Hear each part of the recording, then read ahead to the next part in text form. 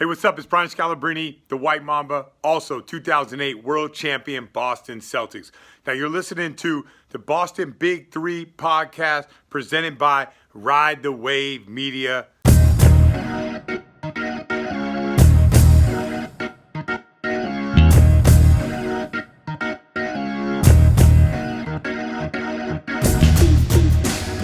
And welcome back to episode 98 of Boston's Big Three. Where we been?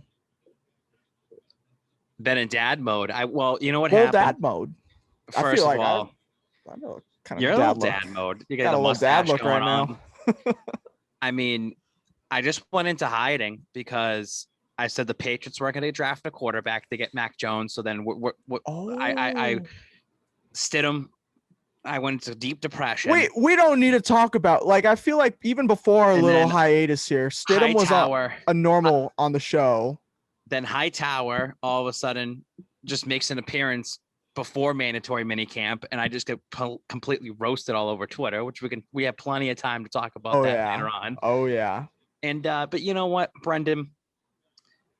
We've been doing this show weekly. We're getting back into it. You need a little break. Just take a little time off, a little hiatus. Little vacation piece. We've seen, just a vacation with the kids. And now we're getting back into it because we're a month away from training camp. We're in the middle of a Red Sox season. We're going into the NBA finals pretty soon. We're going to the Stanley Cup finals. Are the Celtics or Bruins in? The Celtics or Bruins have to be in one of those. I mean, they had some good teams, right? You'd be surprised that neither team made it because they're frauds. Both sides are frauds. Ooh. I thought the Bruins were pretty good. I know they don't get a lot of love on the show, but they're only going to get talked about today just because we haven't talked about them. That's fair. But we just got to get back right into it. We have all four sports that we can talk about, and we have plenty of time and plenty of things to talk about over the summer. And literally in 4 weeks starts Pat's training camp. So right when we get into the Patriots season, it's like, all me, the fun stuff. An hour. Go on and on about the Patriots. I'll have to butt in a little bit, get some baseball or basketball, something in there to break it up. We get back into our sweet spot, like in September, in September baseball and the Pats when everything's going on. Yeah. Oh yeah. And you know what? That's great, Brendan, is like playoff we haven't had that yet. Like we just haven't had that. Like this fall coming up is back into like super reality. Like it's like actually normal. Like everything feels back to normal right now, but like it's gonna be actually normal by September. It's like we're in the series finale and we're just waiting for the show to come back on, and the show, the season starts like this upcoming fall. Exactly. September. I'm excited for that. What's been a fun thing you've done in our few weeks off? Something you got up to? I mean, so over these couple weeks off, I've just obviously been focused super into dad mode. Yeah. First of all, just with my work in general, and then which interferes. I mean, a lot of the people don't realize, like, you're on the West Coast, you're out there in Phoenix, Suns territory, Arizona. And it's just sometimes our times don't link up, and then we only have one specific day, and then it's like all of a sudden things just get messed up. And I think me getting at home with the babies is just like, it's been tough, but I'm off of work until mid-August. It's like I've been using this time to spend with the kids. And then Michelle's going to be off start next week, and she's going to be out for 7 weeks. And we have a lot of things planned out for July to be all around. But, and then, I've been refocused, during our time off on our hiatus, I've kind of been focused real on Twitter, like, gaining the followers over there, whether they love me or hate me. I don't give a fuck. I've seen you on Twitter recently. I think it's a lot of people just coming at you, man, on Twitter. It's kind of the same way you've been on Instagram. Yeah, it's nothing new. I've been doing it for 4 years on Instagram, 5 years on Instagram, and these eggheads on Twitter think they're gonna get the one up. I'm not disappearing. I'm not going anywhere. Scott Zolak followed me on Twitter. I thought that was pretty cool. Twitter is a different animal, though. Totally different from Instagram. Let me tell you. This happened in February, because the Cam Newton quote slander. Like they take it very serious on Twitter.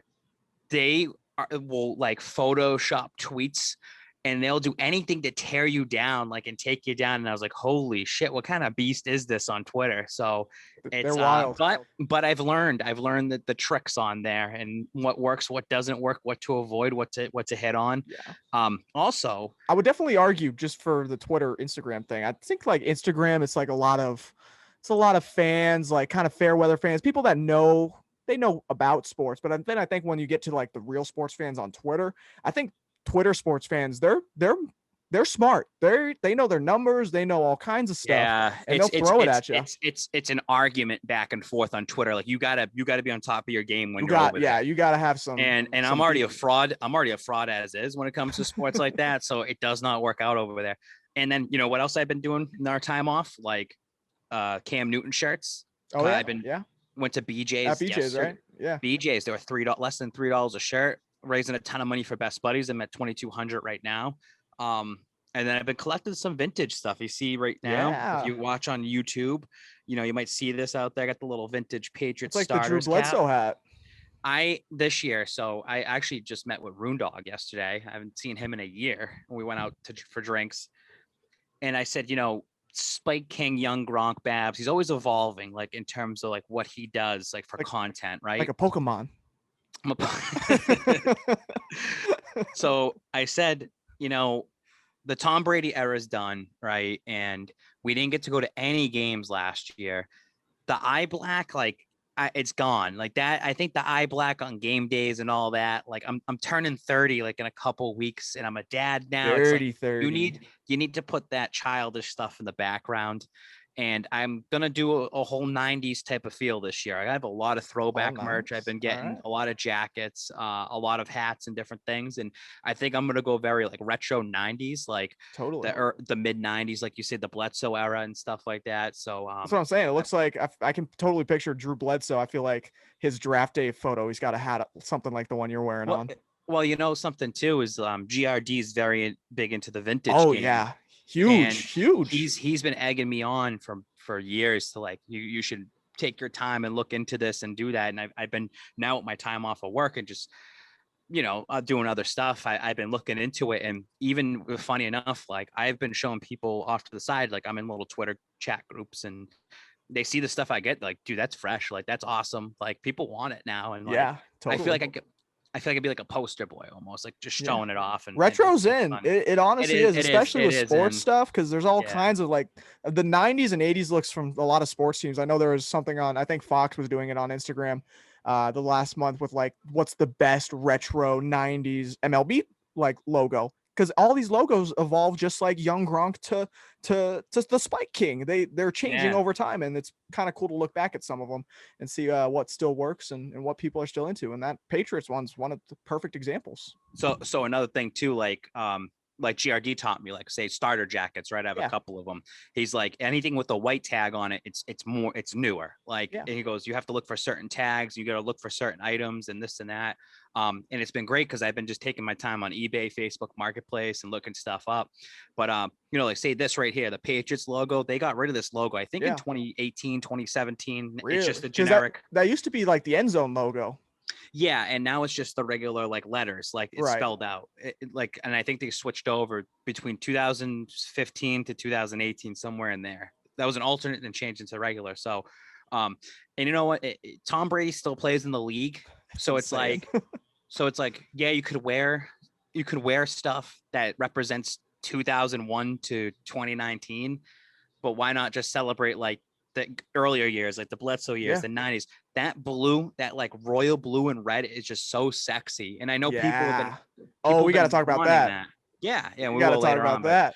No, why not? We could dive right into that now. That's like retro. Well, the big thing that they just announced recently was the helmet rule changes. They're nixing it now. It's pretty much like, all right, like you guys are allowed to wear another helmet. So those is it just one, or can they wear like a wide variety of them? Like each team just gets an additional one. That makes sense. But the thing with the royal blue jerseys, which is another funny, like how we put that out years ago. Gosh. And they had him at the pro shop. And one thing that does piss me off, Brendan, is that we never got to see Tom Brady rock a royal blue jersey. They would have made so much money if. Oh yeah. And the thing is that I have a good story about this. The thing is that the royal blue jerseys, right? They could wear that with the silver helmet. That goes with the silver pants. Yeah, they've worn that silver helmet. That's what they wore with the blue jerseys back in the day. If I'm great story by Dog, right? Those royal blues were they were in the early 90s, right? And he goes, when I think of royal blues, I think of Bill Parcells. Bill Parcells, who was the head coach for the 96 Super Bowl, who was on his way out, and he dicked Kraft over. Kraft and Parcells had a fallout.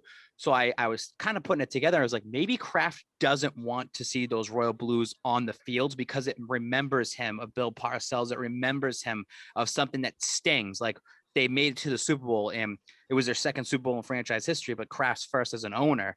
And that Royal Blue probably sort of era. Right. He wants kind of sticks in your mind. That's what doesn't want to see it. And I feel like that's what they did with the Patriots jerseys that we just retired, like the one behind you.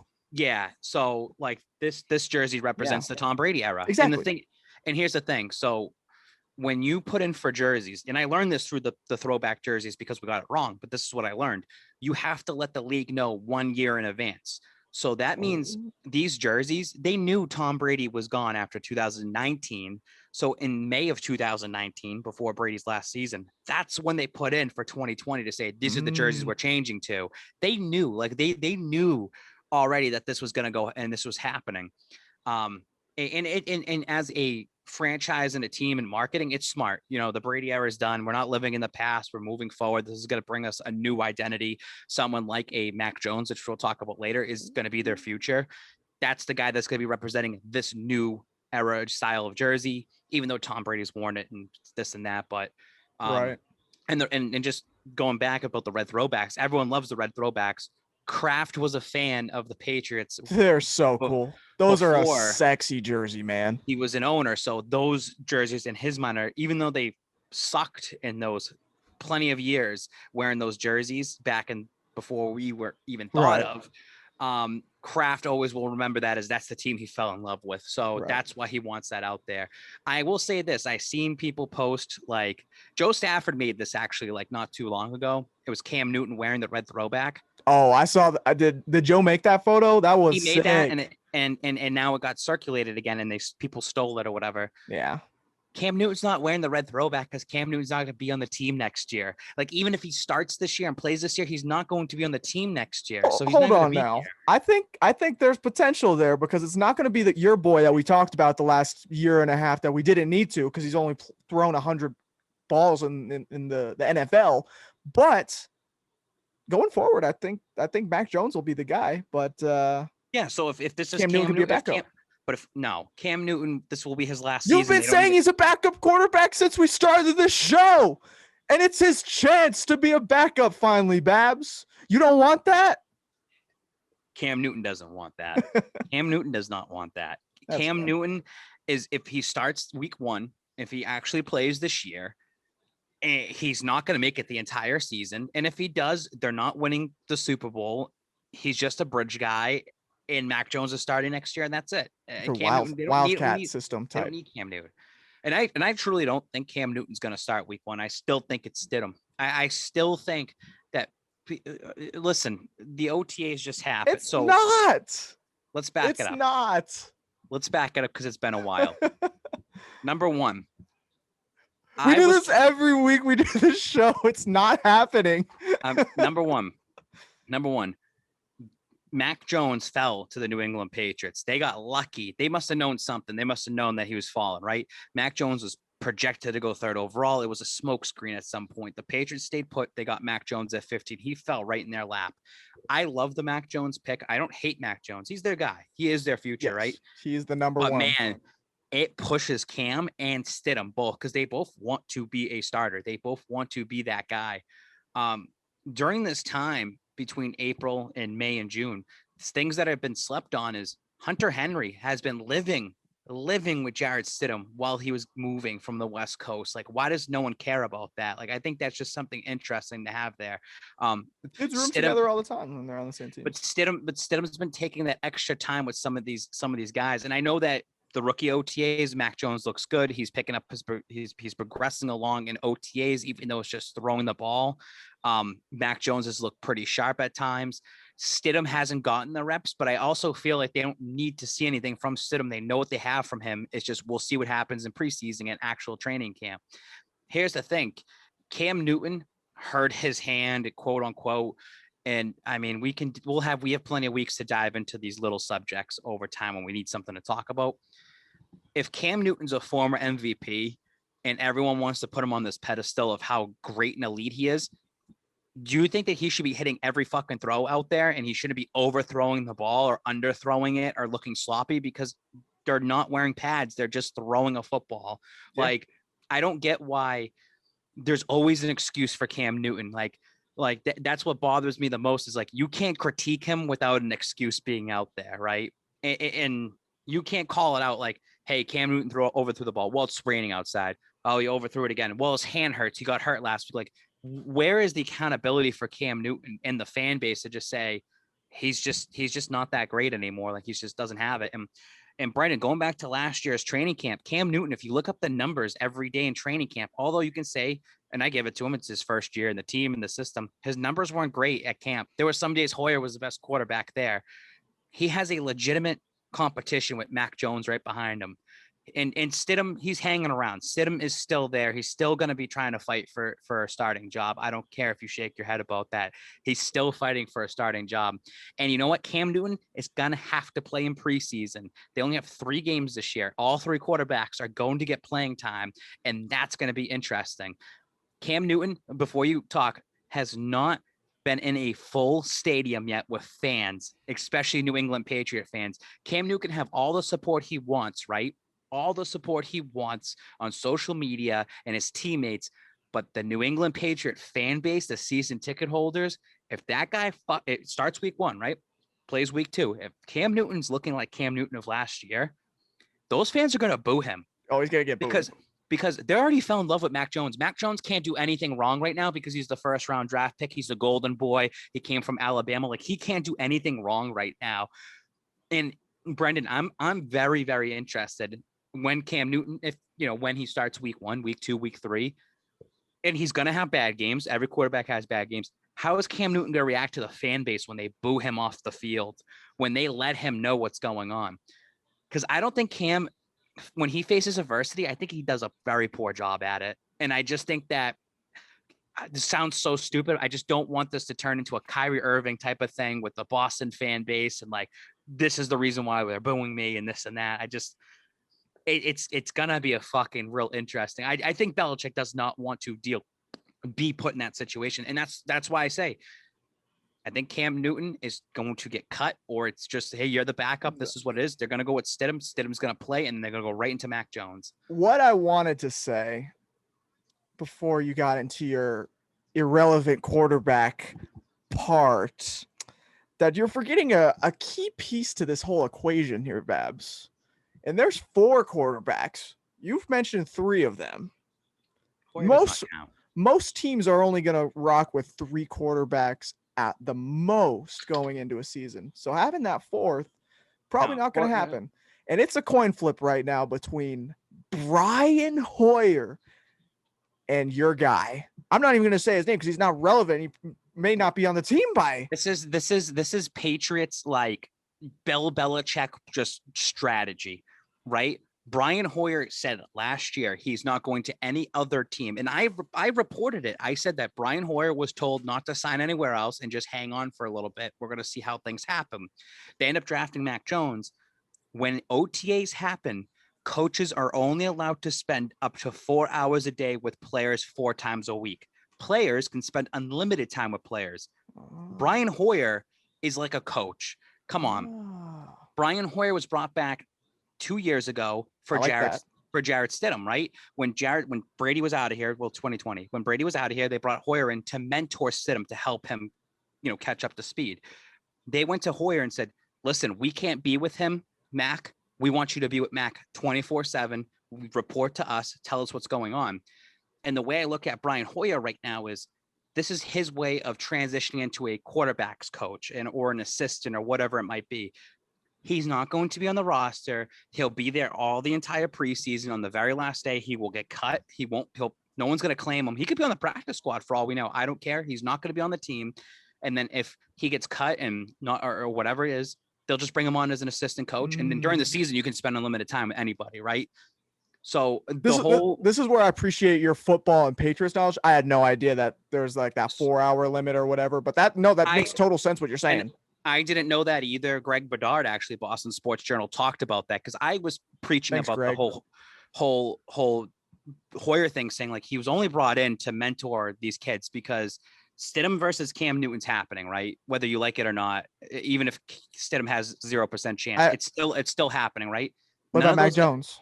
It's Mac versus Cam versus Mac. But here's the thing. All right, who's mentoring Mac Jones? There's nobody mentor. They need somebody to mentor him, and that's what Brian Hoyer is there for. Yeah, Brian Hoyer. Whether you like it or not, Brian Hoyer is obviously not a good quarterback in terms of physicality when we saw that versus Kansas City. But he has a very good smart IQ when he's on the sidelines and doesn't have to be put in that situation. He can see the game very well, but not Yes. participate in a way that his brain's gonna like affect it kind of. And I'm gonna be honest, I get what you mean, Brendan. They should just start Mac Jones week 1. They should just roll with him. See, that's what I wish they would do, but that's not the Patriots. Like, they're gonna, deep down somewhere in your heart, Cam Newton's gonna find a way to start probably the first 3 weeks and then maybe throw Mac Jones in there if the Patriots aren't doing very hot by week 4. I'm gonna do a throwback when we're talking about throwbacks right here. Yeah, so my old neighbor, I was just at my parents' house yesterday. My old neighbor across the street, he's like 65, 70 years old. He's seen the Patriots since 1960. He follows everything. He goes, the Mac Jones, this is their first round quarterback since Drew Bledsoe. Yeah. They took Drew Bledsoe first overall back in 93. And he goes, they didn't start Drew Bledsoe in 93 until towards the end of the season. They started Scott Zolak. No, but Scott Zolak was on the team. I know he was on this team. They started this guy, right? Just look back at the 93 season. Okay. they started a guy that had like no fucking like background in football, really. Like he didn't have any sort of like what compared to what Drew Bledsoe already had.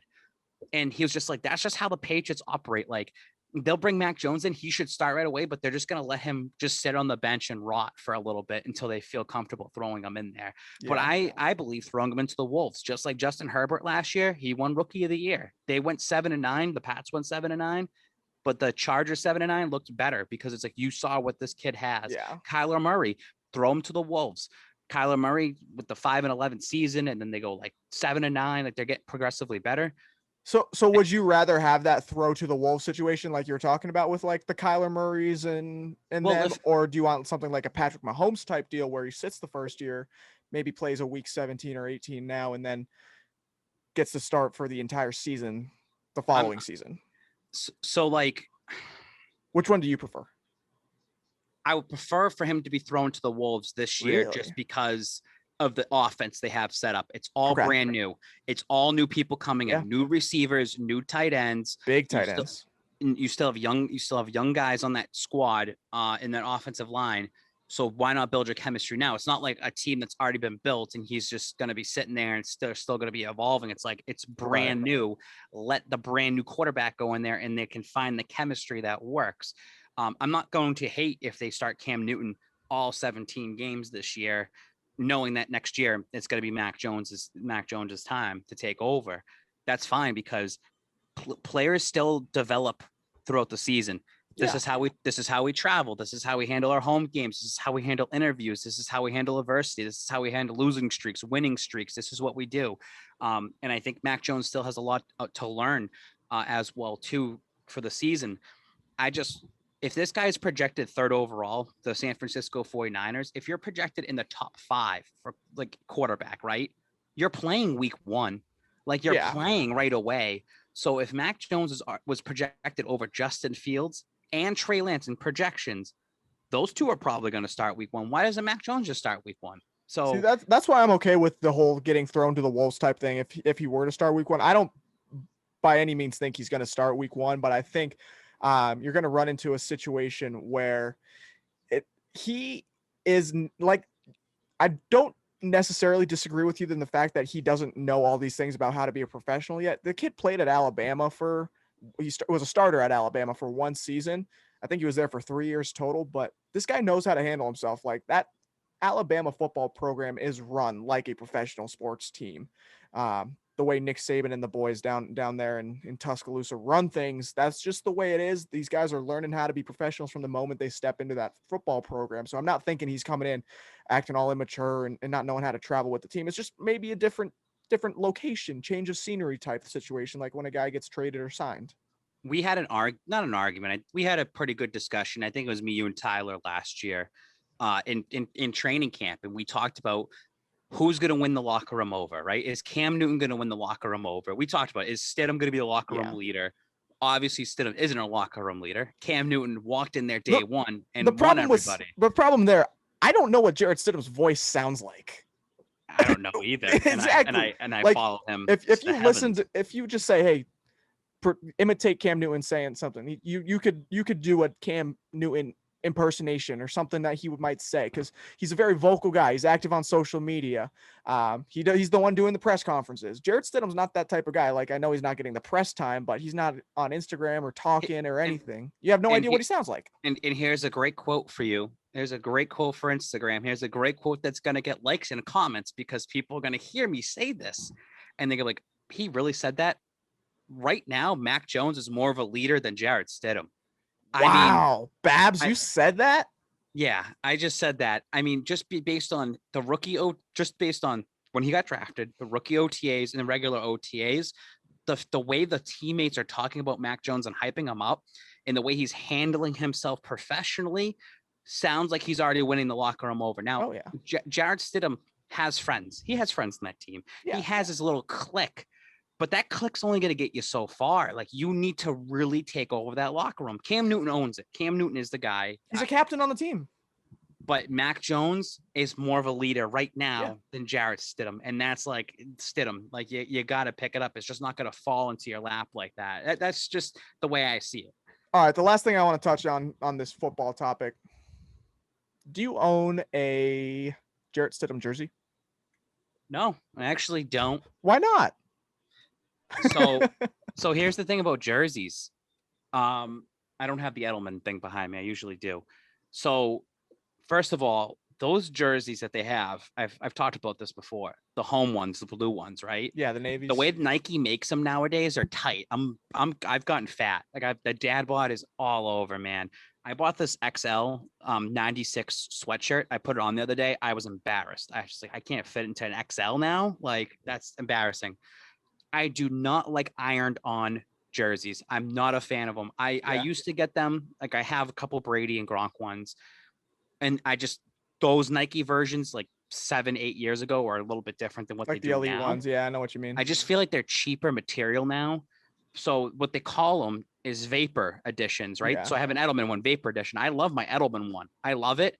But they only make so many of them. They're so limited, especially with COVID. I just think that they don't have the production right now.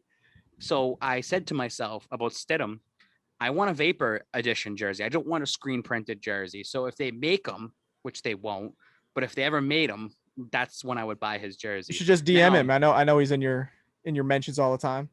I know. You could ask him for him. He's smart, dude. He sees everything I do. You know what's funny? So Stidham was looking at my page. It always looks like almost every other day. He's always looking. Jake Bailey was looking. Like, I just let's scroll up and Jake Bailey was looking. Him and Jake Bailey too. They're together right now. They're on a trip in like Florida or something like that. So I'm wondering, like, what does Stidham do? Like, does he sit around the table and be like, oh, like, look at what's get a load of this guy. Like, look at this weirdo, like Spike King. But he's looking every day. Like, this guy thinks I'm gonna be the starter.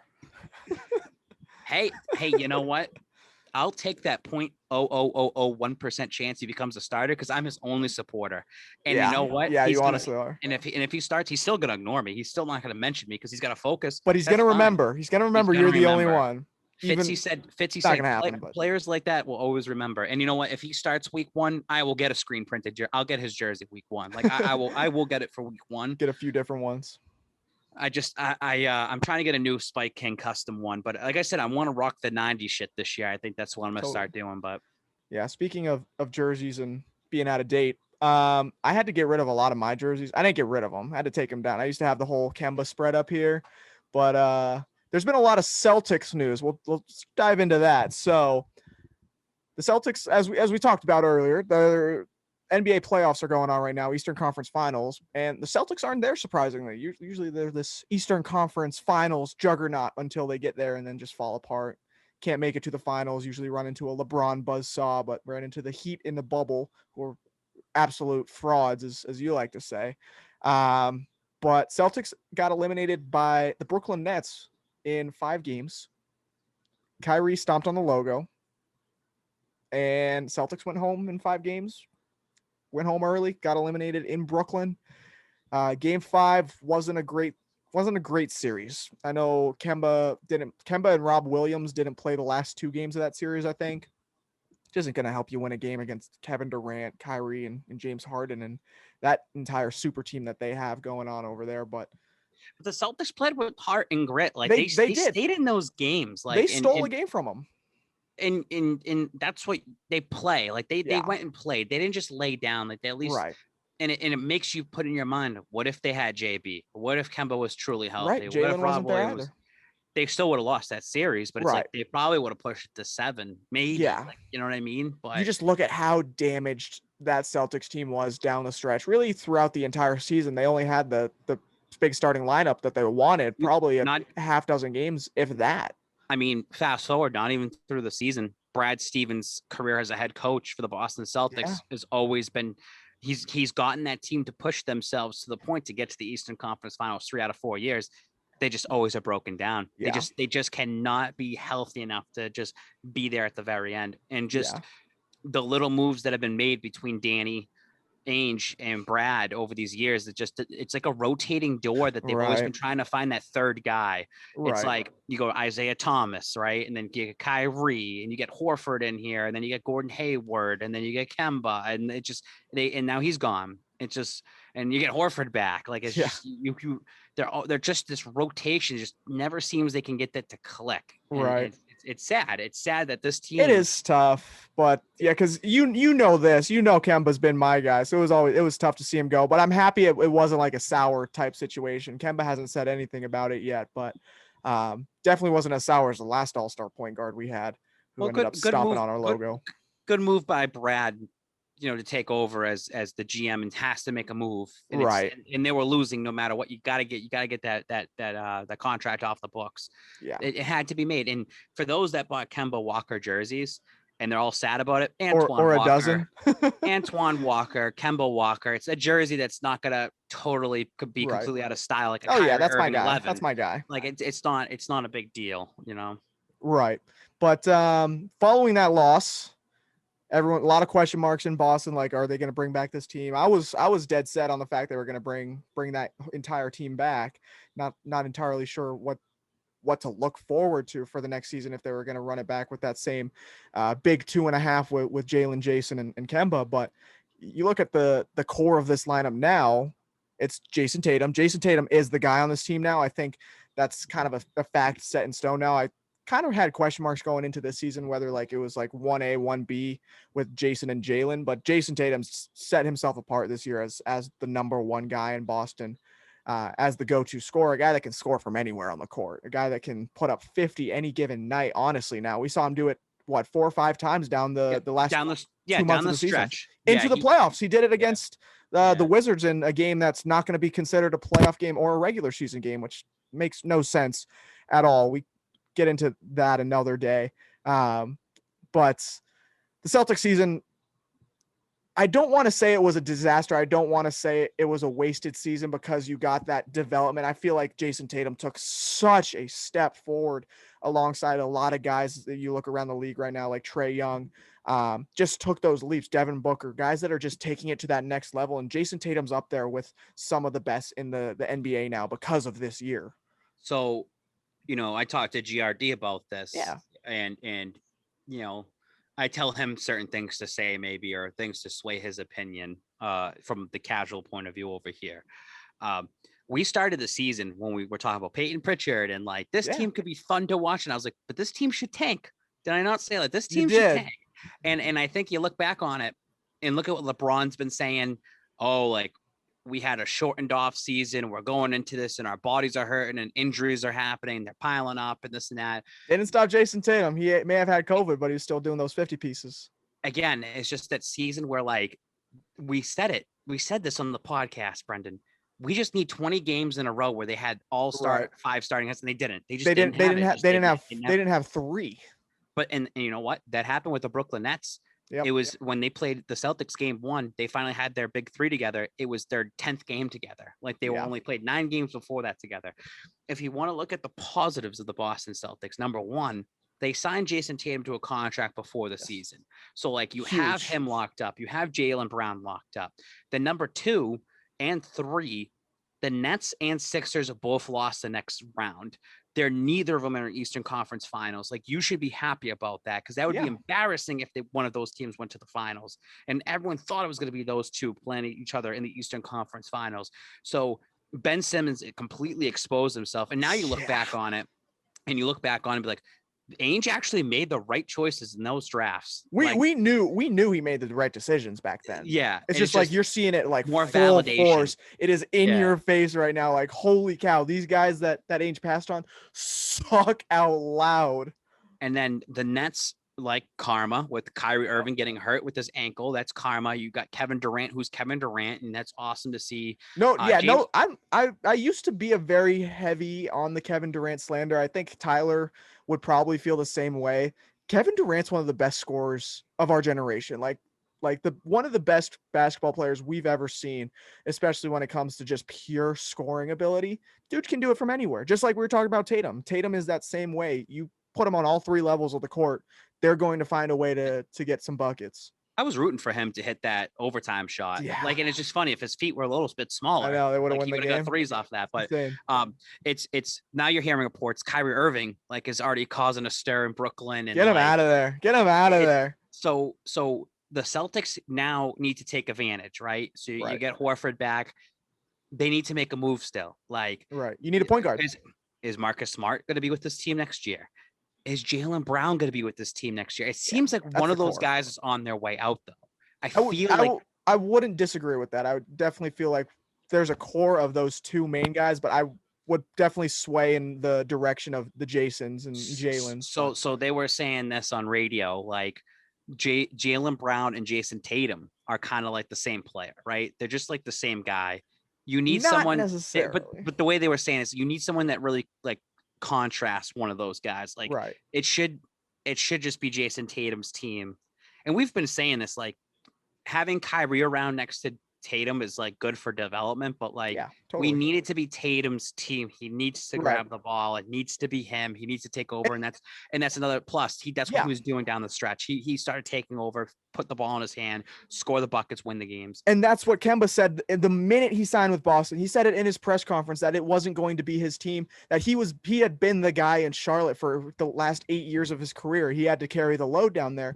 And he said he finally got to delegate that and help the young guys develop in Jason and Jaylen. And you definitely saw that development, the way that Kemba was able to just lead the team in that direction and allow Jason Tatum to be himself versus the last point guard that was in Boston, who didn't really necessarily allow Jason Tatum or Jaylen Brown to do that. And that's where you get that growth. But jumping into the guys that are making these decisions, Danny Ainge is no longer making these draft night decisions in Boston anymore. He might get a phone call here and there, but he's not running the show anymore. And it's definitely not like a good riddance thing. It's definitely not like a sour goodbye, but he's retired, officially left the team, no longer with the Boston Celtics, and Brad Stevens stepping in to fill that role of general manager of the Boston Celtics, which will be unique because I'm not sure how that translates from just being a strictly on-court basketball mind to being in the front office, literally putting a team together. I think that's a totally different world, but you never see that ever, right? Right. And it's just like graduation almost or something like that. Yeah. It's an organization that looks at Brad Stevens and looks at him to say, in terms of history, I think he's like the 5th or 4th most winningest coach with the Boston Celtics. Basically them saying it's not your fault. We understand you've gotten us to the Eastern Conference Finals. You just could never get over that hump. It's unfortunate. And I think they don't put the total blame on his coaching because we just talked about injuries and the trades just don't work out and playerships doesn't work out. But they also know it's time for a change. We want a players coach, right? We do want a players coach. We want someone that connects more with the players. So not to turn it into a race thing. They were trying to turn this into a humongous race thing on Twitter. Yeah, I saw some people were gaslighting the hell out of it. But I'm gonna spin that into saying the Boston Red Sox, right? Alex Cora is a player's coach who connects with the players. Through and through, 100%. So Brad Stevens, unfortunately, just does not connect with them. Right. And they're looking at it like, well, you know what, Brad, you've done great with our organization. Let's put you in the spot. And maybe Danny Ainge, like you said, is getting a phone call once in a while. Maybe he's helping him and mentoring him. Totally. They've been talking about maybe Danny will go to Utah or wherever to go out west and go do over there. Maybe Danny just wants to chill. He's had heart problems, health issues. I'll help out once in a while. I'm still part of this organization in some sort of capacity. Maybe they'll give him some fake title role eventually in transitions to Brad Stevens. But I like now what that organization, it's not Sauer and Stevens, right? And now Stevens already making moves, and I think Stevens within the first week of being GM, before even having a coach, yeah, he made a move, and I like that. So, what was that move? Just remind us. Well, Kemba Walker, the Kemba Walker trade, pain to Oklahoma City. Yeah, Al Horford's back. Al Horford is back. That's pretty cool. It's cool. I mean, he likes Boston. It's crazy. He left to go make his money in Philly, and then he got traded over to Oklahoma City. And then the Celtics, I think, are only on the hook for like 10 million or something like that. They're not on the hook for all that. It's not bad. They save money. They think they have 9 million they can use. They can use that to sign Fournier.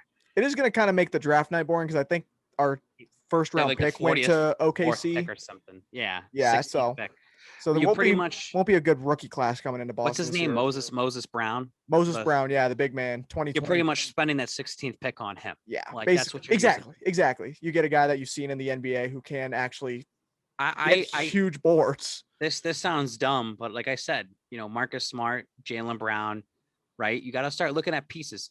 Rob Williams, you might have to look at him in possible trade. You just picked up Al Horford. You have Tristan Thompson. You have Moses Brown. So you already have a couple bigs. Rob Williams, right now, his peak trade value is sky high, especially right now. Absolutely. On his rookie deal. And he only has one more year left, right? Right. And then before an option comes in or whatever happens. Are you keeping Rob Williams long-term here, or you want to use that as a trade piece to get somebody in here? So that's another thing that needs to be kind of talked about. And I think that it needs to be shaken up. Things need to be shaken up. And I think that you need to cut ties with one of these major players or core guys, I think. And when you do that, it's not like you're losing them and you're not getting any. You'll get something off of it. You will. And the fact that you've already got two bigs coming back in one trade, that's huge, especially in today's NBA where you're going to need some guy anchoring that middle for all these guard heavy teams that are coming in. It's very lopsided. Another thing with Al Horford is his body's, he's old, 34 maybe, 35, 34, his body's breaking down. But he's a leader. But so another thing too, Brendan, is halfway through the season, Oklahoma knew what they were doing. Yeah. They told I hated that. I hated that, by the way. They told Horford, we're shutting you down for the season. So now that was crap. But the point I'm making is he's fresh. Right. He's fresh. He got rest that is needed at his age. And now coming back to Boston, he's got a little chip on his shoulder, something to prove. Like, hey, I still have something, Boston. Maybe it's just for the season. Maybe it's for 1 year. Right. But he has something to prove. And the fans are going to respect him and cheer for him and root for him. So I that's why I'm looking at the Rob Williams thing. It's like, do you what can they do? You got to start moving around. I know. I mean, I would love for them to get where's Tyler right now? Karl Anthony Towns. I would love to hear his. No. We've gone over this. We don't want him in Boston. He's rotten in Minnesota right now. Damian Lillard. Got the gears turning. I'm Boston needs a point guard. Rondo will be available after the year. You never know. It's gonna be an all-star. You know who the next point guard of the Boston Celtics. We've had go back 4 now. They've all been all-stars. So they gotta be one of them's gotta be it. But I just I'm looking at this and I'm hoping Brad Stevens. So Trader Danny was also Hoarder Danny. He hoarded all those picks. He drafted those picks, and they'd all end up on the Red Claws, now the main Celtics, right? Yeah. I want Stevens to be the complete opposite. I just want him to trade the assets away. Get the players now. Proven talent, yeah. And this is what Danny Ainge did when he had Paul Pierce, and he got the Kevin Garnett, and he did the Ray Allen. He sold out. He Yeah. sold everything to get that championship. Stevens needs to do that now. And you can literally mirror that if you look at where we're at right now. Say Jason Tatum is Paul Pierce. That's the asset you have drafted, the best player on the team, a top 10 player in the NBA as it stands today. You look around the league and you have some pieces you can trade for all-star caliber players that are going to mesh with Jason Tatum and get you to that next level of getting past the Eastern Conference Finals. I don't care if the Celtics make the Eastern Conference Finals anymore. You have to make the finals. You have to make that push and get past that hurdle of getting past that step, because that's where they've been stuck the last 5 years. And you can say, well, we don't need to sell out. We can develop. That's what they've been doing for the last decade, and it hasn't gotten them to the finals. Yeah. So why not just fucking sell out for a championship, the possibility to maybe win 2 championships, just like 2008. Guess what? All the fans will be happy. Guess what? Stevens does that quickly. Everyone's going to be like, wow, what a great GM he is. And then you never know. It's just a gamble. Like, you just never know how this new current NBA goes. Boston wins the championship, and you're not having – it's not like what it was in 2008 to 2010 and 11 where those stars were aging. These guys are still super young. These guys are fresh. So if you can do it now and make that trade, and you have a young Jalen and Tatum on your team, you might become a destination. You might start picking people up. You never know. That's where you run into a problem with the whole free agency thing, though, with basketball, because we bring Kemba Walker in and we trade him after 2 years or 3 years. So that's just not loyalty. Yeah, I know. That's the problem you run into with free agency. Like, that's actually kind of crazy. He's the first free agent signing in forever. Huge one. Yeah. And they kicked him. We traded him. I know. Like, so yeah, isn't that that's why I don't get too optimistic for like free agency and the Celtics having a huge offseason spending wise, just going into free agency. You'll get some role players here and there. I think Evan Fournier is probably going to be the focus this year, but you got to trade for those big names. They're not going to sign in Boston. The whole race issue that was getting brought up towards the end with Kyrie Irving and stuff. It was hard too, because the team didn't want to talk about it and some did. And it just feels like the wheels were just falling apart. So I feel like this team is now going to get a new identity with the head coach. Yes. You have players now like Tatum and Brown that have a say in what's going on. They probably respect Stevens because that's who they know, and that was their coach. But now he's in his new little cushy office job, and he's going to be looking out for them to be like, what do you guys need? What do you guys want? Go recruit. Go do your thing. You're going on Team USA. Go tell me what you need to do. And there's going to be a great relationship there between the players and the GM. It's not the most important relationship to have. I think that most important one is going to be between the head coach and the players, who, by the way, I don't even think we said his name. How do you say his name? Is it Ime? Is that You're how you better say than it? me? Yeah, I couldn't tell you. Udoka. But yeah, new head coach of the Boston Celtics. I think that's going to be a great relationship moving forward. And I think what was Paul Pierce's relationship like with Danny Ainge? Like, think about 2007 when they were the worst team in the league, and he's still the top caliber player. Right. Like, so that's another thing where you have Doc Rivers there, which that Pierce and Doc meshed well. Oh, absolutely. Yeah. So then I'm wondering if, Pierce sat down with Ainge, was like, I need this to happen. Let's make this happen. And maybe Pierce did some recruiting off to the side with Garnett and Ray Allen. So you want to, like you said, they can mimic, that's in Danny Ainge's playbook that he could just pass off to Stevens. Like, this is how I did it in 08. Right. Like, this is how we pulled it off. And you have better assets to do it than I did at the time. Like, you're not the worst team in the league with a high draft pick. Like, you have the assets around you to make that work now. And like you said, they can do this kind of recruiting. Like, they could actually go to, like, Brad Stevens can go to the players. The players can go to Brad Stevens and say, like, what are you guys looking for? Like, what will make this team work? What's going to help us get to that next level? And like the thing you said, recruiting. Jason Tatum's playing on Team USA in a month from now, which is going to be so cool.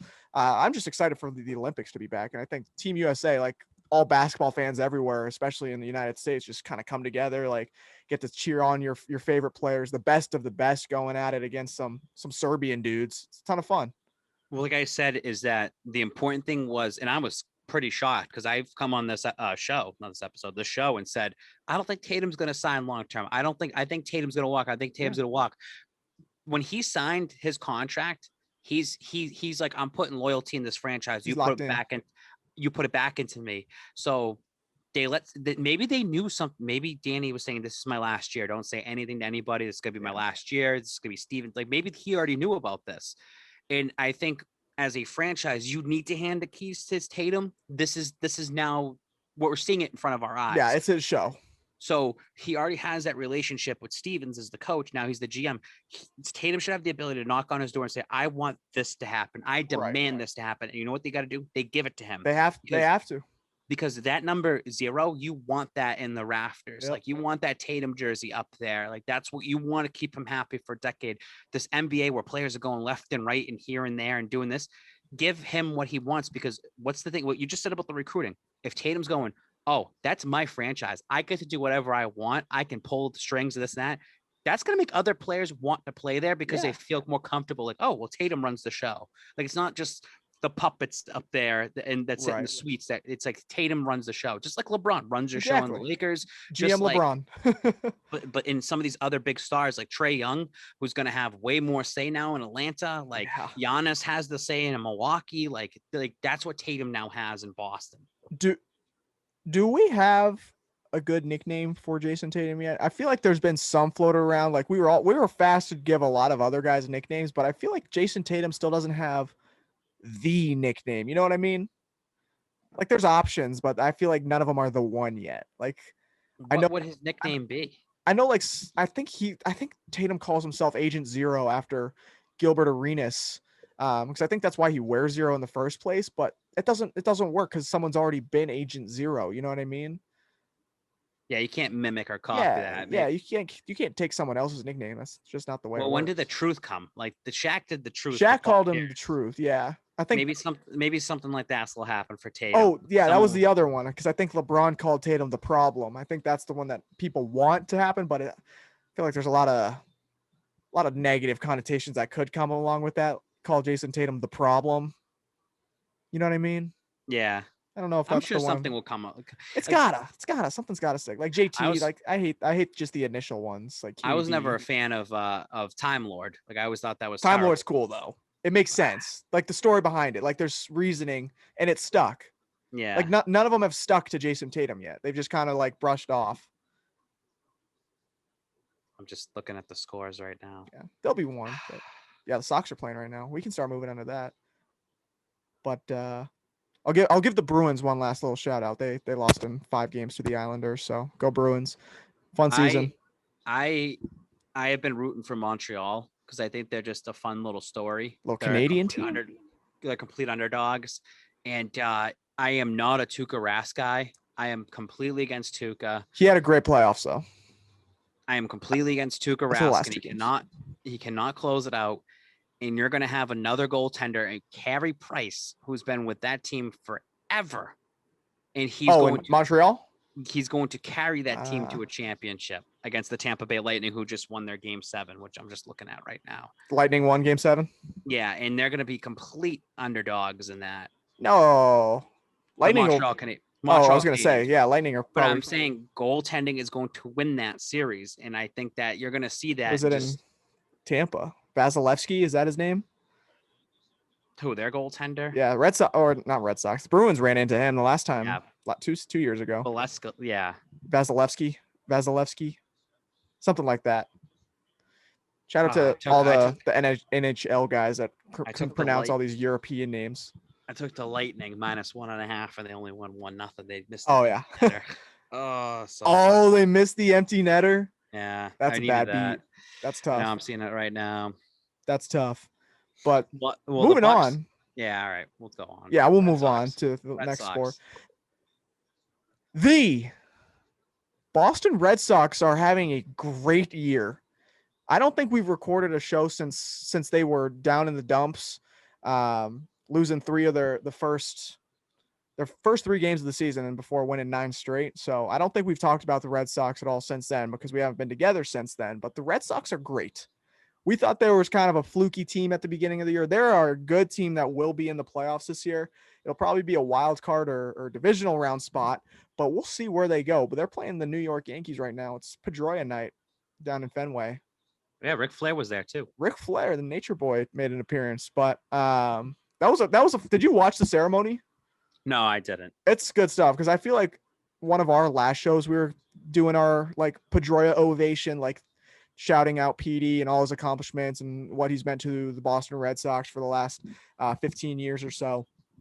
But it was a pretty cool like ovation. He got to see the fans say goodbye one more time. He got to have his moment as being the most important guy in Fenway one more time since he didn't get to play that last game because of the injuries. He's 37 years old and he's got a knee replacement already. Like that's insane. The guy played through everything. He played his heart out, but mad respect to Dustin Pedroia. It is Dustin Pedroia night at Fenway, and the Red Sox are winning 4-3 the bottom of the 8th inning. So get 3 more outs. The Red Sox can seal the deal there and move on to be 4-0 against the New York Yankees. But the Red Sox pitching hasn't been great this year. They've kind of like limped around, but it's got them to a 44-31 record as it stands right now, which is good for second in the AL. Do you think that Richards was using substance? Oh, he was absolutely using the sticky stuff. And I, as a casual baseball fan, it's pretty embarrassing that they have to keep checking the pitchers. It's checking it over and looking at their belts and like it just it's. I get why they're doing it, but it's embarrassing a look for the league now. Right. It started on Monday. Like I'm embarrassed as a baseball fan to watch it. Like I can't imagine what these pitchers are doing, like having to take their hat and glove and belt off just to throw it to an umpire to say, hey, you got any sunscreen on there? You got anything sticky on there? And Tony Maz on the Baseball Reporter show was kind of going off and saying managers are just gonna dick around with the umps and like they're just gonna in the other opposing pitchers and just be like, oh, check him. You know, it was the Max Scherzer thing. That bugged me a lot. It was the Philadelphia Phillies against the Washington Nationals, and oh golly, Joe Girardi, that bum, that former New York Yankee manager who ended up getting fired out of New York, managing the Phillies, and Bryce Harper now called for it was in the 1 out against the Nationals. I couldn't tell you what inning, but Max Scherzer's in his zone. He's dealing. He's got like 7 or 8 strikeouts, and Joe Girardi says, "Hey, check him for the sticky stuff." You can't do that. Especially, it's like a challenge in the middle of the game. If there's no repercussions, managers are going to keep doing it, and there's going to be nothing to stop them. Like you got to be punished if there's nothing sticky on him. If he's not using the substance, you can't punish a guy and get him out of his rhythm for doing nothing wrong. You that can't stand. You can't be doing that. I do love the fact that all these umpires, not the umpires, all these pitchers are just making a joke out of it, just taking their pants off, just throwing all the stuff on the ground, make the umpires have to pick it up. If I was in their shoes, I'd be doing the exact same thing, especially if I wasn't a guy using the sticky stuff. Garrett Richards can't be one of the guys throwing his hat and glove on the ground because he definitely used to use some stuff for his breaking balls, curve balls, splitters, whatever. But it is not a good look, especially having it broadcasted on mostly every game this week, since it is such a new thing. I don't think it's a thing that you're going to see continue for, like, if I look into baseball in 5 years from now, that's not something that's happening every game.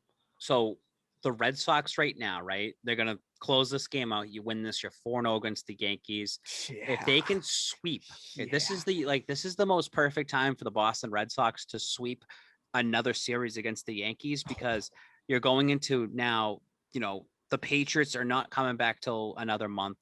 The Celtics are done. The Bruins are done. You're getting into the finals. There's going to be nothing for the next. It's going to be all eyes on you.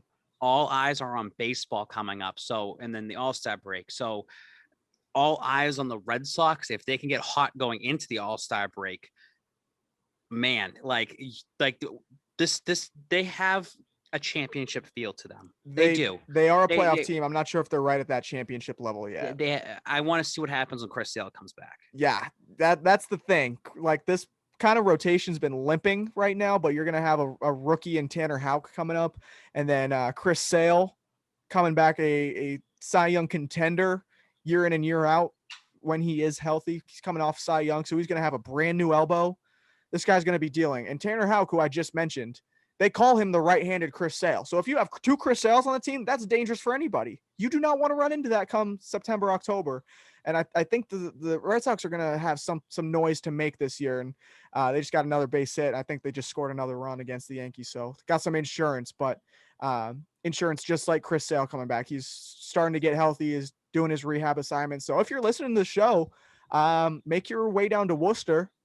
The Worcester Red Sox are a thing now, and Chris Sale's going to be there in no time, starting actually get some rehab games in. Actually, you should tell me when that is, because I'd like to go down there. Yeah, I'd like to go to the Woo Sox game. The Woo Sox are kind of the best show in town down there right now. They got a brand new ballpark. It's not completely. I've seen yet, but Instagram videos and pictures and stuff, and people seem like they have a good time down there. It's the most expensive AAA stadium in the country now, so it's got to be good. Go to a game. No.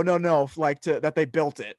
Like most stadiums, I feel like AAA wise, they're kind of just resemble like a college baseball stadium. But it's good for the city of Worcester, especially absolutely. Someone who was a former employee of the Massachusetts Pirates, the arena football team, who's been in Worcester. The DCU. DCU stinks. It's a crappy arena. I remember going to hockey games there. But it's good for the city that's in Central Mass. That's gonna get some love. You get some baseball. Exactly. You get baseball, and then you have an arena there. You know what I mean? Right. So, and Worcester's the second biggest town in Mass. So you got to give them some love. Yeah. How's your trips going on with baseball trips? We had a lot. What was the last one I told you about? I think when was the last time we recorded? April. Early before the draft. So it must have been probably Texas was the last one I told you about. Where have you been since then? So I did the opening day one. I did the Minnesota one. I went to Texas. Because we haven't recorded since I did a Texas. Sox got another base hit, man. Come on now. I went to Texas and we watched the draft at the baseball game because it's the first round. Pats have 15th overall pick. And we're like, oh my God, they actually took Mac Jones. And it was just kind of running all kinds of thoughts. I tried not to think about it. I didn't know if I liked it or didn't like it in the moment. Wasn't listening to any sort of commentary. I was just watching baseball, watching some Red Sox baseball. It was a weird situation because you're in like a football mindset, but you're also baseball mindset at the same time, which just bouncing all over the place. But I definitely didn't like the Mac Jones thing at first because I was wanting baseball. I just want to win right now. And I didn't think that would help him immediately. But now looking back at it, I think it's a great pick. But staying on baseball, did Texas, got to see that stadium. Where did I go next? Sheesh. I did a trip to one of my buddy's weddings who got married in Ohio. So I didn't get to see the Red Sox out there. I missed them by a few days, but got to go to Cincinnati, see that ballpark, went to Cleveland, see that ballpark where the Cubs won the World Series 5 years ago, that was kind of pretty cool. Just seeing the field and what kind of history happened there. That's what I love about all this stuff. But from there, I don't think I haven't been to a Sox game. It's been a minute, but I am going next week. Well, what game are you going to? I'm going to 6 games in a row. So it's going to be a good week. I'm going to go July 1st. It's a day game. I won't be in Boston though. I'm doing a West Coast trip. Oh, and then the West Coast next week?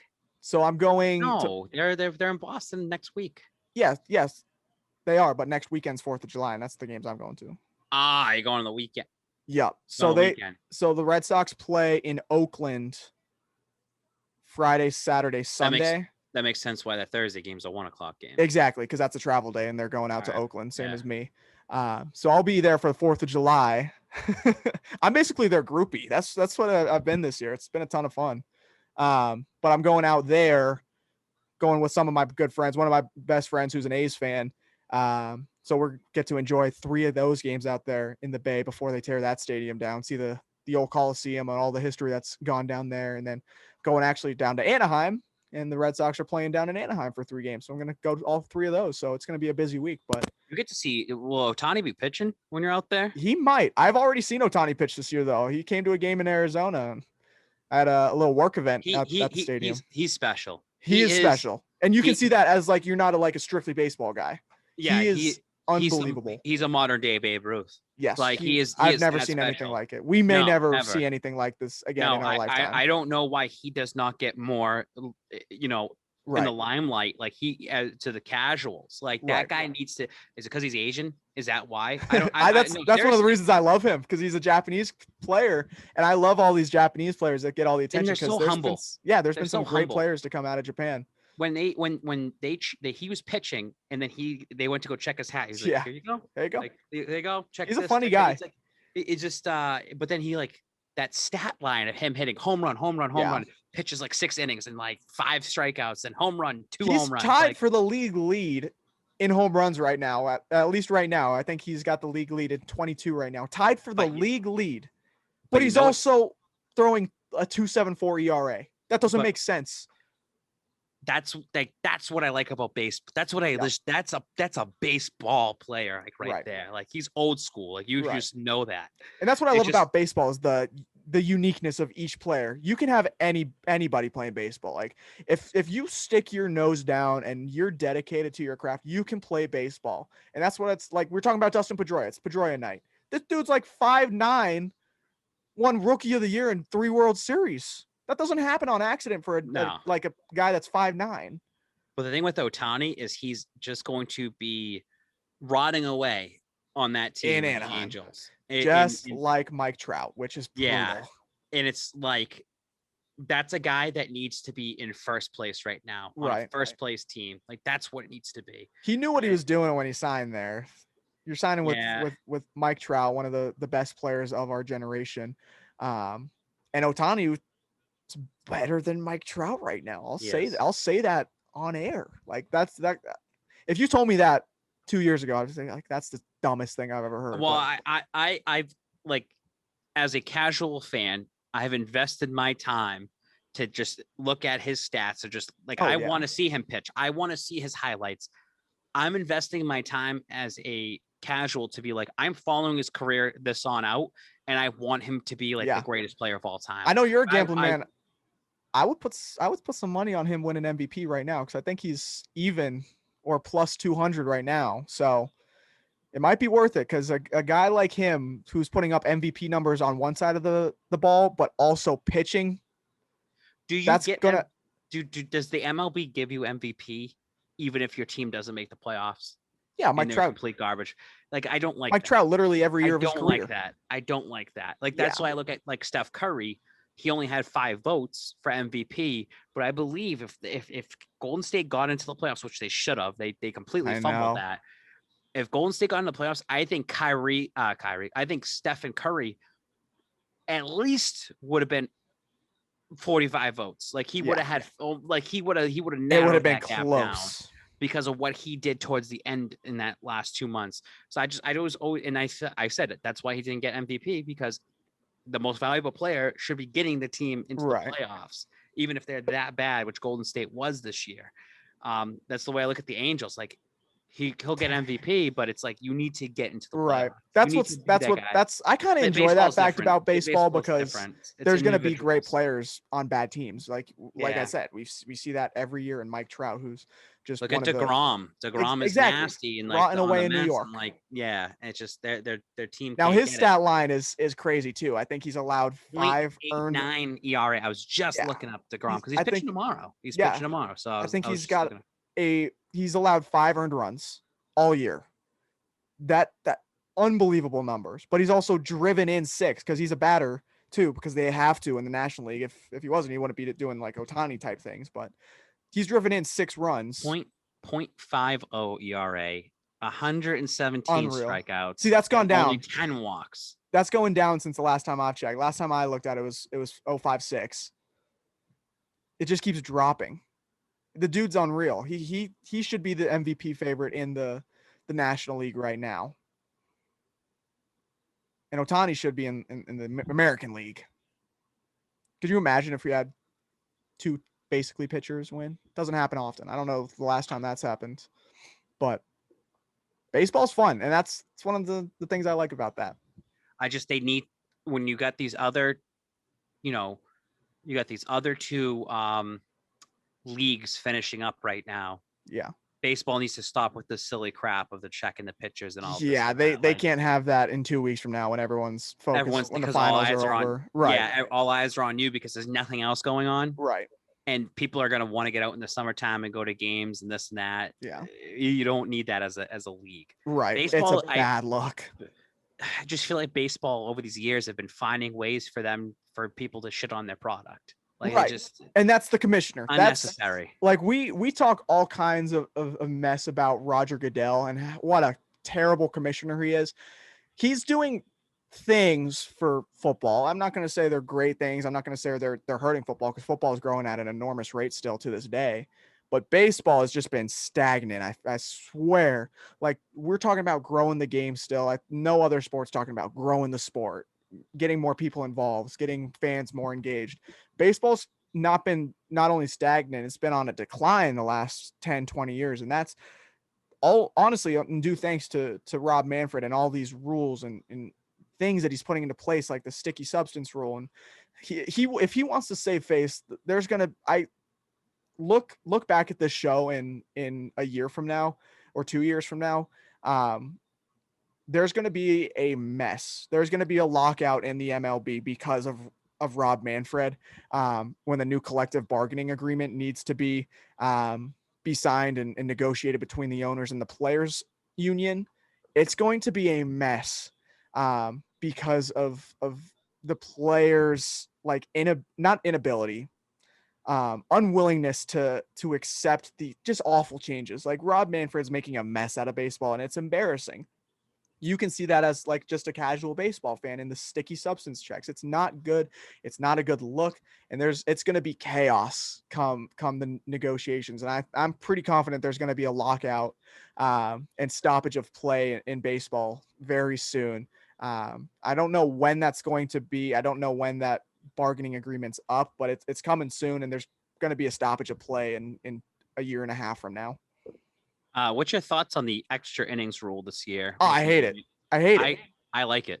You like it? I like it. Yeah. See, that's the difference. I'm the baseball guy. Like, as a casual fan, you start with a guy on second. Here's my take on it. You know hockey, right? Yeah. They have rules for the regular season and they have rules for the postseason. Yeah. If the MLB, if they were to come out, because this runner on second rule applies to the postseason as well. It shouldn't. It should not. It should not. The game in postseason. I like it for regular season though. Purist. Yes. I'm okay if they're set on it staying around. I'm cool with it only being during the regular season for the 162. But when you get to the playoffs, it should be just baseball. Yeah. Like, that's like a runner on second's not baseball. Like, that's just little league. No, it should go, if it goes 18 innings, it goes 18 innings. Right. Like, and that's what we're getting cheated out of now is Yeah. those classic games that should be going like 14, 15. Like, those games, when they end, they are electric. Like, teams are relieved.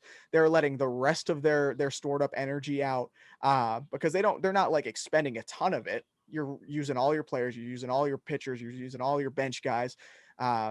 Once, twice, you got pitchers coming in to pinch hit. It's insane. But that's like part of the aura of baseball is all the madness that can happen come those late innings. And we saw that in the World Series the Red Sox won 3 years ago when they win 18 innings versus the Los Angeles Dodgers, and no one could get a run through 9 extra innings until Max Muncy hit a walk-off home run, which the Red Sox ended up winning that World Series anyway, so it really didn't matter. But the game should be in its purest form come playoffs. If they want to keep that runner on second rule during the regular season, cool, have it your way. But it was another way to speed up the process, especially in the regular season. Like, then that's been Rob Manfred's big thing, is speeding up the game. But if a game goes extra innings, it's going to go long. Like, even those 2 extra innings, like extra frames, like the road team's going to get the first at bats. And that's probably going to go 15, 20 minutes sometimes, especially with a runner on second. There's going to be some strategy involved there. But getting the game down to its basic form is what it should be. You can't change the game entirely. Like, extra innings are going to go long regardless. And I don't think there should be a process for speeding up the regular 9 innings, like the regulation, like pitch clocks, whatever. But if you're going extra innings, you're going extra innings if the game's going to go long regardless. So you're in the trenches at that point, and I don't think they should change that. Like, the only way you want to speed up a 9-inning game is you don't even do 3 balls and 2 strikes. It's just it's a 1-on-1 count, like automatically. So like softball. Yeah, I mean, like, that's the only way you're going to speed it up. Like, in terms, you can't do the pitch clock, and that doesn't work. That's never going to work. They're going to take breaks and timeouts and this and that. And then there's going to be innings where hit after hit after hit after hit, and then the pitcher needs to warm up, and like there's an inning, a half an inning that goes 40 minutes. Yeah. Like happens. I've seen them go at like an hour long. There's other ones that it's 4 pitches and the inning's over, like the half inning's over. And that's where there's like a lot of kind of not repetition, but I don't know the word I'm looking for. But like teams or not players, fans want the game sped up. Like normal fans want the game sped up. And there's been amazing pitching this year. There's been 7 no-hitters to date this year, which matches the record. And no-hitters are fast. When a team's not getting hits, a team's not getting on base, those games fly. Those games are 2 hours long. But when teams are getting hits, like they're bringing back these, like getting rid of the sticky stuff. They have the dead ball. But when the ball's flying, home runs are cool. Home runs are what fans are getting fans excited and what people want to see, but it makes the game take longer. So there's like a give and take there. So it's whatever you want, you're going to get a little bit of it, but you're also going to take away from another side of the game. Like if you want games sped up, you're going to lose pitching. Or you're going to get pitching. If you want baseball, it's not fixable. It's not fixable. Right. Like there's I don't think there's anything you can really do that's going to like put more asses in the seats. Right. Like, I think it's kind of like you're either a fan or you're not. Yeah. At the end of the day. But I do think that now over time, Brendan, like these next couple generations of kids growing up, right? Are they going to become baseball fans, or is it just going to start, I don't know, losing its luster? All the money's in baseball and basketball. That's all I know. So like there's a lot of football money, but it's spread out. Baseball players make a lot of money. Basketball players make a lot of money. So there's fucking 160 games, 162 games. It's not going anywhere, but there's some changes that need to be made. The first thing that needs to change with baseball, if I were to fix baseball, fire Rob Manfred. Game over. That's it. All right, and the game just went final. Red Sox beat the New York Yankees 4-3 on a double play. So I guess they weren't losing on Dustin Pedroia night. They were not losing on Dustin Pedroia night. Isn't it crazy? That was a lock. That tomorrow, that the Yankees are still favored against the Sox. I know. I'm looking at it. They're a third place team. Their run differential's nearly even. And the Red Sox are underdogs playing them in Fenway. They like this Red Sox team hasn't lost to the New York Yankees since 2020. I don't understand what the odds makers see in the New York Yankees. Like they're still favored to win our division by like 3 games. And like Fangraphs has them at like a 10% chance to win the World Series. It doesn't make sense. This team stinks. They must be paying somebody. They stink to keep their names relevant. I know. Like literally the only reason they're favored is because they are the New York Yankees. The Yankee brand. It's like the Patriots. Exactly. It's the Yankee brand. It's the Patriot brand. I hate it. I hate it so much. Like nothing gets me going. That's actually like last year. Then like the Patriots were terrible last year. I'm sure if you look back on some of those games, you're like, why are they like a money line? Like why are they even? Like they suck. Like they stink. Out. Hey, we didn't really talk about it, but who do you like for the NBA Finals? Dude, it's kind of crazy. Like you look at the 4 teams and one of those 4 is going to win the championship. It's kind of cool because these teams are not normally there.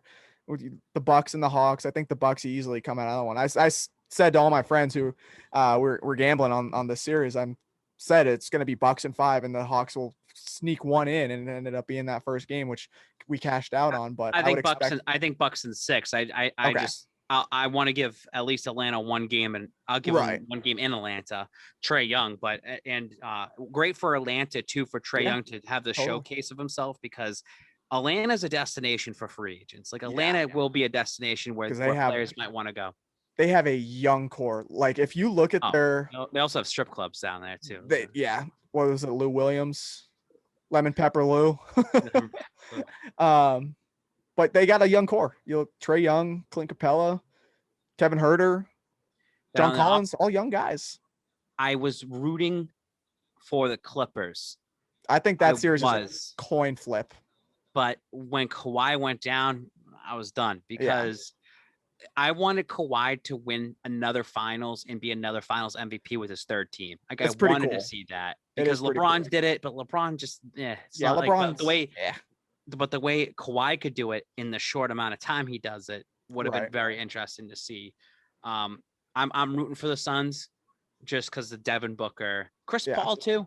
Everyone Chris Paul. Everyone likes Chris Paul. Everybody thinks Chris Paul should get a ring. Some of my buddies came out here for that game. The Suns have they've ignited the Phoenix area. Like I live out here, so I get to see it every day. People love that team now. And we talk about retro to start the show, like Suns retro, everything Phoenix retro and stuff like that. They got some cool ones. They got cool stuff, and the Suns have been there in the past, right? Charles Barkley era. So it's good for the diehards that stayed with them. Get this going again. But I said this: the NBA needed this juice. Like the NBA needed these teams to be in the spot they're in now. Like Suns and Bucks is. I mean, I said the NBA is kind of rigged. It's gonna be weird. You need Giannis. Giannis needs to go to a finals. He just needs it. Yeah. But it's good for the NBA. It's not these generic Nets and Lakers. It's not the generic Golden State, Miami, Boston, Philly. Yeah, Miami. I know. Same old story. But we get like something new. Like you get something new. Now I will say this: I don't think ratings are going to be good for the NBA. Like I think they're actually up right now, which is are they? It shook me. Like they're up dramatically. Wow. Well, I thought if it was like Suns and Hawks, like the ratings wouldn't be that great. Because I think there's a curiosity factor because like the teams we're talking about, like if you see the Lakers, the Celtics, the Heat, Golden State, you're like, oh, I know what these teams are. I know what's going on. But you look at teams now, you see the Clippers, Suns, Hawks, and Bucks. You're like, who the heck are these guys? Yeah. Who plays for these teams? Like the superstars, but like, how do they keep winning? How did they get to this point? And then you look at them and say, my God, one of these teams is actually going to win a championship. And it's kind of cool. I love that. And I saw something on Instagram that the ratings are actually up, which is really surprising. I was surprised too. I'm surprised that you even said that. Because I felt like they would be kind of maybe I want to see what happens for the finals. Like I'll wait till the finals happens. And that's where we run into NHL. The NHL ones are down because you have the same old teams other than the Canadians. But that's what's going to be I think Montreal is going to win that series against Tampa.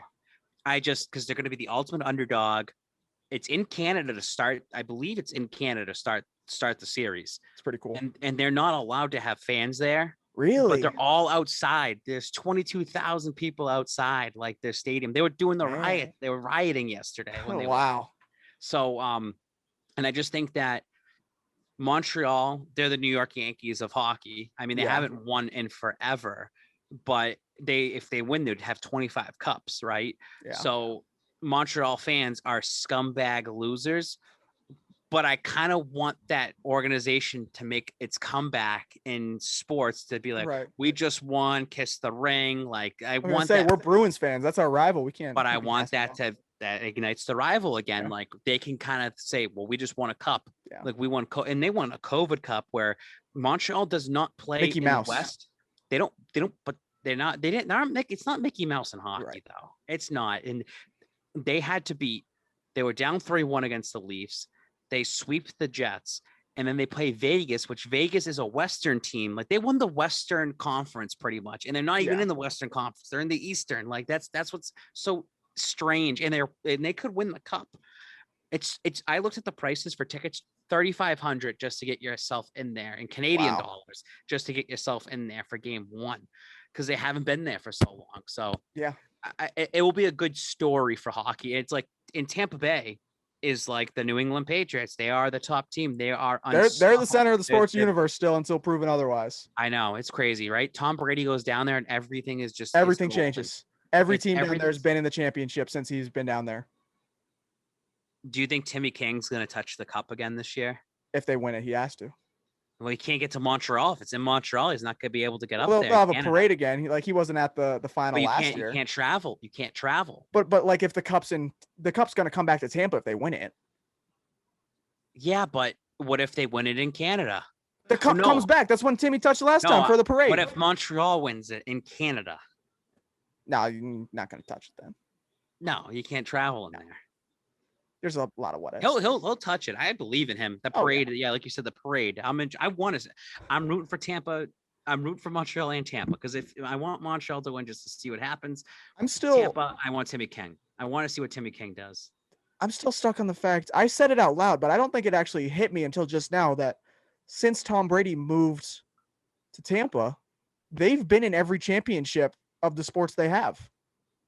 Yep. Rays were in the World Series. They lost. Lightning won last year. And the Bucks. What the heck? And I hate that. And the Lightning are back. That's supposed to be us. So Lightning are going to go back to back. The Rays are still eight. Rays are still good. They're first place. They're a good team. They're actually tied for first place now, I think. And the Bucks are going to win the division. Like they have Tom Brady. Yeah, they don't have to beat Drew Brees anymore. And the Raptors don't count because they're not part of. No, they're not. They don't count. Tampa doesn't have a basketball team. Tampa's just like, we're such a nice city. We'll just let you win for a year. Like, just come here. Come retire. And you know what's going to happen? Because he's going to retire a buck. No, what's going to happen is Tom Brady is going to be a part owner in the new Tampa Bay basketball team when they get one down there. Somehow. I bet they will get one. I wouldn't be shocked. Well, Seattle Supersonics going to come back? I mean, you just insert two new teams. Right. Seattle and Tampa. Well, the T-Wolves might be the ones moving because they got the new ownership. So. Yeah, A-Rod, right? And A-Rod, I think, wants to move them. I think he wants to move them over to Seattle. Right. I think that was his plan because he used to play out there. What about Vegas? Vegas needs to get an NBA team. They might. They've got WNBA, but so they have the facilities for it. Well, the T-Mobile Arena. They could just play the Knights exactly. play, right? I mean, if you're going to add a new team, you're going to have to add two teams. You're going to have to make it 32. Right. Not necessarily the way the playoffs work in the NBA, but scheduling would be a little goofy for the first 2 years. Yeah. I mean, I don't know. Who knows? Fucking Tom Brady, dude. It's the Tom Brady effect. Literally, the Tom Brady effects. Boston's the city of champions, but Tampa kind of is too, since Tom Brady's the city of champions is just Tom Brady effect. That's all it is. They're gonna win. They're gonna win the Super Bowl again this year. Remember we talked about this, and I was like, we did. If they're not gonna win it this year, they'll win it next year. Like they're guaranteed to win it next year. There's no one stopping them in the NFC. No one's stopping the Tampa Bay Bucks. And you can say what's motivating Brady to go back to back, but it's like they didn't even win their division last year. Right. So he's going to want to win the division. He's going to want that. He's going to want to win another conference championship because all these quarterbacks that have been to a conference championship and have only won it once, he gets to do it twice. Like it's going to be interesting to see the stat padding that Brady's going to be doing this season. He's going to be breaking a lot of records and just padding those stats to accept it. I mean, as a Patriots fan, when you look back at some of the Boston's big threes that we've done, and I was salty towards Brady, it was more of the narrative of like, I don't want this to finish off where he's always better than Bill. Right. Bill went out in free agency. He got the players. They got Mac Jones. Like the Patriots are set up for success. Like they are legitimately set up to have another run for the next 6 or 7 years. Like, so I'm happy in that case. But man, Brady could win the next 2 to 3 years. He can win 2 more. Like, and that's how crazy it is. Dude's unbelievable. But I guess we'll wrap up there. I know we used to do final thoughts. You got any final thoughts? My final thought of today is that Jarrett Stidham will be the starter week 1. I give you a final thought, and that's what you give me. Stop sleeping on Jarrett Stidham. Here's my legitimate final thought. I have not watched WWE wrestling in a long time. I follow here and there. They are leaving speaking about Tampa, that's where they've been filming everything, is just down in Florida. Florida just owns everything. They're going to start traveling around again. I'm excited to see wrestling, even wrestling going to have full capacity stadiums again. I'm going to the Red Sox next week, and I'm going to go on July 10th. and I'm just excited to be back into full capacity. I was at a bar last night, full capacity. It's good to be back. It feels so good to be back, man. Yeah. It feels so good to be back and vaccinated. Yep, and vaxxed, baby. We got vaxxed. Got that Moderna one because it's straight out of Massachusetts. Yeah. That's the one. That's the only one massholes trust. So you should too. Get vaxxed, get back to normal. It's a good time. I got no final thoughts, but I have a final thought for you. All right, fill me in. Derek Chauvin's sentence was today, 22 and a half years. Do you think that's too low? I think it's important he got something, but I don't know what to think about it yet because it was a lot of thoughts. It was a high emotion just seeing case. The number and then reading the comments and people like he's gonna get killed in jail and this and that. Because I think the most he could have had was like 120, and when you look at it like that, that's when it's why aren't they using him to make a statement? Like that's exactly. like that's why I don't get it. Right. And the thing is, at 22 and a half years, he can get out in half the time with good service or whatever it might be. So I just felt like it needed to be a very higher number. And that's what I thought. We were past this, like after the verdict came out that he was guilty on all 3 counts. Like I thought that was a huge win because that was what was going to put him away for 100+ years. And then this comes out. But yeah, so that's that. I know, and you don't want to put your thought on it yet, but I saw that number like right before we got on here, and I looked at it. I was like, that's low. And it actually 22 and a half years.